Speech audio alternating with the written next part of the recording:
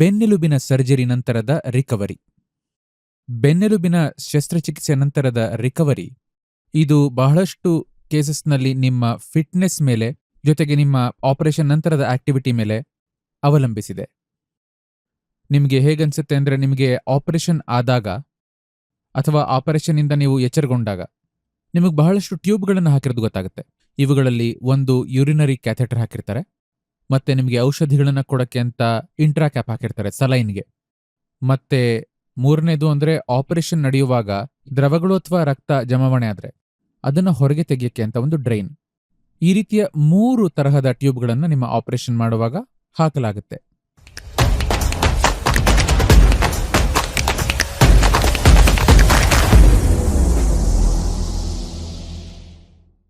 ನಮಸ್ಕಾರ, ನಾನು doctor Ravindra Patil, consultant neuro surgeon and director, Samarthan neuro and super speciality hospital, Sangli Miraj road, Miraj. Samarth hospital ಅನ್ನೋದು ಸಾಂಗ್ಲಿ ಮೀರಜ್ ಏರಿಯಾದಲ್ಲಿ 100 ಬೆಡ್ಗಳು ಇರುವ ಮೊದಲ ಸೂಪರ್ ಸ್ಪೆಷಾಲಿಟಿ ಹಾಸ್ಪಿಟಲ್ ಆಗಿದೆ. ಬ್ರೈನ್, ಸ್ಪೈನ್ ಮತ್ತು ಅಪಘಾತದ ಗಾಯಾಳುಗಳಿಗೆ ಚಿಕಿತ್ಸೆ ಕೊಡೋಕೆ ಯಾವಾಗಲೂ ಸುಸಜ್ಜಿತವಾಗಿದೆ. ನೋವು ಶಸ್ತ್ರಚಿಕಿತ್ಸೆ ಆದ ತಕ್ಷಣ ಅದರ ಸುತ್ತಮುತ್ತ ಸ್ವಲ್ಪ ನೋವು ಕಾಣುತ್ತೆ. ಆ ನೋವನ್ನು ಕಡಿಮೆ ಮಾಡೋಕ್ಕೆ ಔಷಧಿಗಳನ್ನ ಕೊಡ್ತಾರೆ. ಮೂಲದಲ್ಲಿದ್ದ ನೋವು ಅಂದರೆ ಯಾವುದಕ್ಕೋಸ್ಕರ ಶಸ್ತ್ರಚಿಕಿತ್ಸೆ ಮಾಡಿದ್ರೋ ಆ ನೋವು ಕಡಿಮೆ ಆಗುತ್ತೆ. ನೋವು ಮತ್ತು ಸುಸ್ತು ಕಡಿಮೆ ಆಗಕ್ಕೆ ಸುಮಾರಷ್ಟು ಕೇಸಸ್ಸಲ್ಲಿ 6 ವಾರಗಳಷ್ಟು ತಗೊಳ್ಳುತ್ತೆ. ಹೊಲಿಗೆ ನಿಮ್ಮ ಬೆನ್ನೆಲುಬಿನ ಶಸ್ತ್ರಚಿಕಿತ್ಸೆ ಆದಮೇಲೆ ನಿಮಗೆ ಹೊಲಿಗೆ ಅಥವಾ ಸ್ಟೇಪಲ್ಸ್ ಹಾಕ್ತಾರೆ. ಕರಗುವಂತಹ ಹೊಲಿಗೆಗಳು ಹಾಕಿದಾಗ ಅದನ್ನು ತೆಗೆಯೋ ಅವಶ್ಯಕತೆ ಇರಲ್ಲ. ಕರಗದೇ ಇರುವಂತಹ ಹೊಲಿಗೆಗಳು ಅಥವಾ ಸ್ಟೇಪಲ್ನ 5 ರಿಂದ 10 ದಿನಗಳ ನಂತರ ತೆಗೆಯಲಾಗುತ್ತೆ. ನಿಮಗೆ ಹಾಕಿರೋ ಡ್ರೆಸ್ಸಿಂಗ್ ಒದ್ದೆ ಆಗದೇ ಇರೋ ತರಹ ಜಾಗ್ರತೆ ವಹಿಸಿ. ಹೊಲಿಗೆನ ತೆಗೆದ ನಂತರ ಡ್ರೆಸ್ಸಿಂಗನ್ನು ತೆಗೆಯಲಾಗುತ್ತೆ. ರಿಹ್ಯಾಬಿಲಿಟೇಷನ್ ಅಂದರೆ ಪುನರ್ವಸತಿ.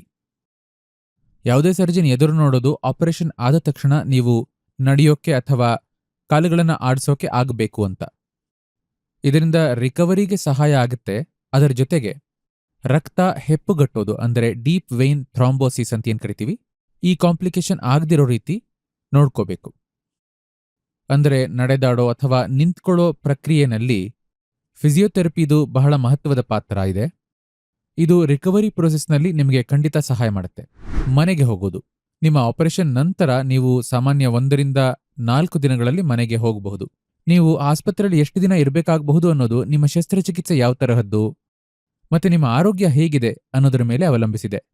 ನೀವು ಮನೆಗೆ ಹೋದ್ಮೇಲೆ ಮೊದಲು ಸ್ವಲ್ಪ ಆರಾಮಾಗಿ ಇರಬೇಕು. ನೀವು ಮಾಡೋ ಕೆಲಸವನ್ನ ಹಂತ ಹಂತವಾಗಿ ಸ್ವಲ್ಪ ಜಾಸ್ತಿ ಮಾಡ್ಕೊಂಡು ಹೋಗಬೇಕು. ಶಸ್ತ್ರಚಿಕಿತ್ಸೆ ಆದ ಮೊದಲ ವಾರದಲ್ಲಿ ನಿಮಗೆ ಒಬ್ಬ ವ್ಯಕ್ತಿಯ ಸಹಾಯ ಬೇಕಾಗುತ್ತೆ. ನೀವು ಆಕ್ಟಿವ್ ಆಗಿದ್ದಷ್ಟು ನಿಮ್ಮ ರಿಕವರಿ ಹೆಚ್ಚು ಬೇಗ ಆಗುತ್ತೆ. ಫಿಸಿಯೋಥೆರಪಿಸ್ಟ್ ನಿಮಗೆ ಹೇಳಿದ ಎಕ್ಸರ್ಸೈಸ್ಗಳನ್ನು ಖಂಡಿತ ಮಾಡಿ. ಜೊತೆಗೆ ಒಂದೇ ಭಂಗಿಯಲ್ಲಿ 15 ರಿಂದ 20 ನಿಮಿಷಕ್ಕಿಂತ ಜಾಸ್ತಿ ಕೂತ್ಕೊಳ್ಳೋದು ಅಥವಾ ನಿಂತ್ಕೊಳ್ಳೋದು ಮಾಡಬೇಡಿ. ಇದರಿಂದ ನಿಮಗೆ ಜಡಗಟ್ಟಿದ ಹಾಗೆ ಆಗಬಹುದು. ನಡೆದಾಡೋದು, ಆಕ್ಟಿವ್ ಆಗಿರೋದು ಒಂದು ಒಳ್ಳೆಯ ಮಾರ್ಗ. ಆದರೆ ಭಾರವಾದ ವಸ್ತುಗಳನ್ನು ಎತ್ತಬೇಡಿ.